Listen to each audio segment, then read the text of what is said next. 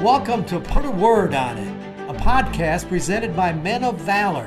In each episode, we're going to talk with a different man, but each one with a unique journey from brokenness to freedom. I'm your host, Rudy Kalis. I spent over 40 years as a TV sportscaster, then retired and joined the Men of Valor program as a volunteer. So join the conversation. Reconciling men to God, their families, and society.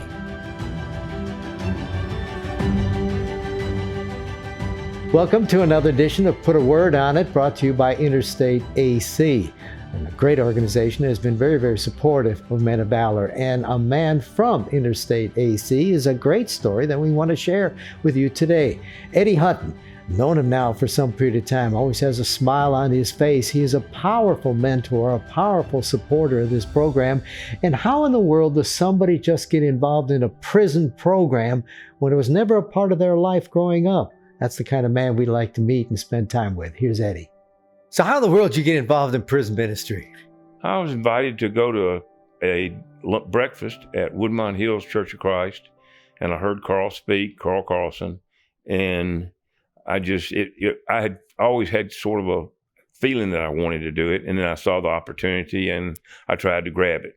But why? I mean, what do you mean a feeling? I just had a feeling that I wanted to be in prison ministry. That was kind of and it'd probably been with me forever, just from friends of mine's father that had done it, and all that, and I just decided I really wanted to do it, and then when I started doing it, it was what I want. I enjoyed it. I'm at home there. That's sad, but I'm at home there and I enjoy the guys. What'd your wife say when you said, I'm going to jail? She didn't think it was a good idea. She thought that I could get hurt or whatever, but I never even think about getting hurt, Rudy. You know, we talk about those guys, and the guys I've spent time with, and I've met several of them who said, I covered them when they played ball in high school or college. And I said, what happened? He said, 5 minutes of stupid, 5 minutes of anger, 5 minutes of drugs, or getting caught in some soul. And you think back in your life, and tell me about growing up, because you didn't have any of that really in your life, I don't assume. No, I did not. I did not. You grew up here in Nashville. Yeah, I lived in Nashville. I grew up in Donaldson until about 8 or 9 years old, and then I moved to Creve Hall. I went to Lipscomb High School or elementary school, and then went to Overton High School, and then from Overton went to Ole Miss. And so, I never had any of the criminal side, and never really got into it. In any of that, it was just something that I was called to do. I enjoy it. It doesn't bother me. The guys don't bother me. They need some stability in their life, and maybe I can give them for 10 minutes some stability, or maybe a day or two. I can't believe how many of these guys have never had a male role model figure, never had a father. How difficult that was in their lives, and you had a solid family, I assume. So you look at it, and can you see how the family you went through shaped who you are and how it didn't shape them? Oh, absolutely. You see that graphically with these guys. They don't have a father. They don't have a mentor. Their mentors are leading them astray. And so yes. And I had a mother that loved me and took me to church every Sunday. And then I had a father that was big in church, and he wanted me to be in church. But, I never walked with the Lord until I walked in prison. And it was weird, because I was doing Bible study fellowship once a week, during the winter. And then my parents went down. My father had to amputate his leg, and I was an only child.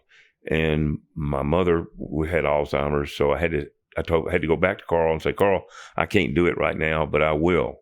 I'll come back, and so I told him what was going on, and he said, fine, it's the right thing to do. So I ministered to my parents, and then they were in nursing homes and all that kind of thing. And so after that was over and back part, then I came and volunteered with Men of Valor. And then we started doing an aftercare program in the apartments. And then we started going to prison. And Kurt Campbell kept telling me that it would really be good if you'll go to prison. You'll really like that. And I was thinking, yeah, I'll really like that. And I kept pushing it off. And then I finally went, and it is a blessing.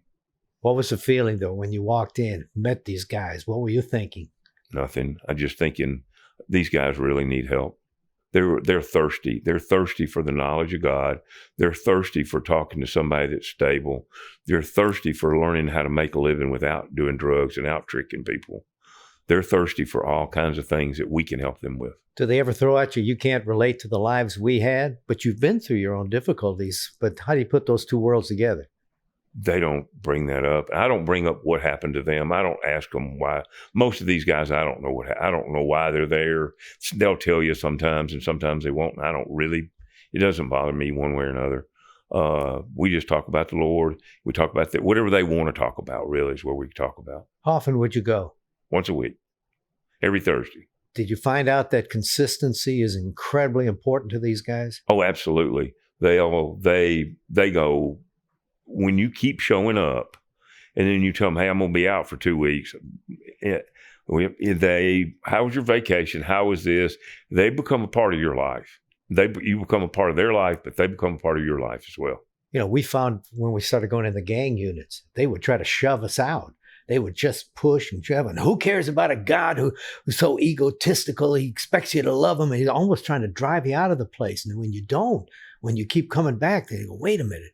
Let me listen to these guys a little bit. So you get different kinds in there, don't you? Some of them really push. You get some that are sarcastic and just come to class just to cause trouble because that's all they know is trouble or being a smart aleck, whatever you want to say. And yes, but the Lord will cover you.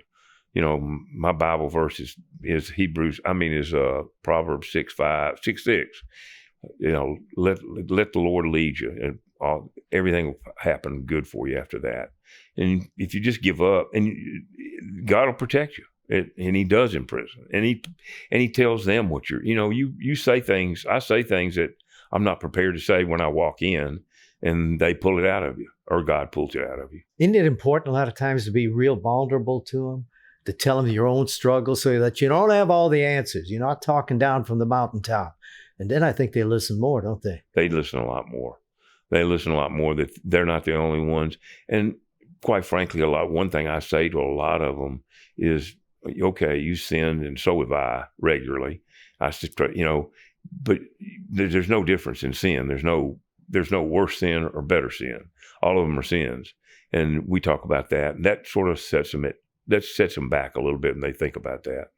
Is it hard for some of you guys to forgive themselves for what they did? You got to really work on that? They bring it up and up. Yeah, they bring it up a lot. Yes, they bring up their past, how they're past and how they did this and how they did that.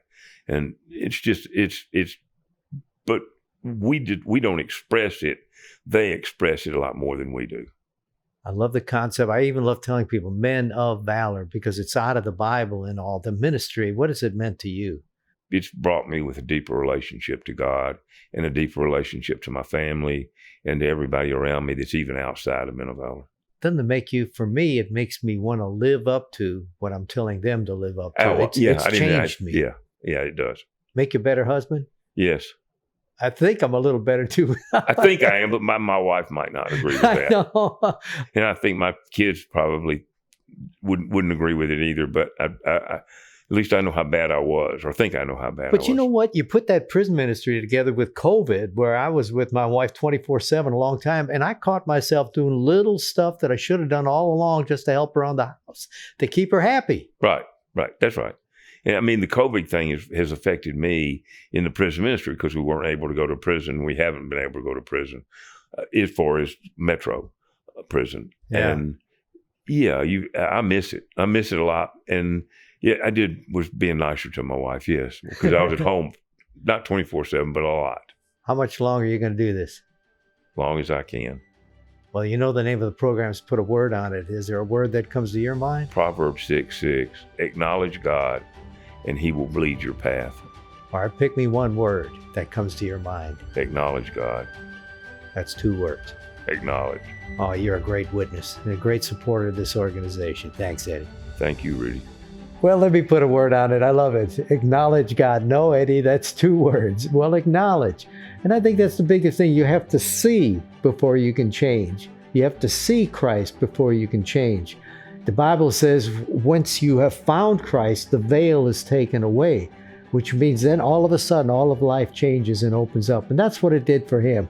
And that's what he's sharing with these men and why he's so invested in what we're trying to do here at Men of Valor. Thanks for joining us. Join us again next time as we put a word on it.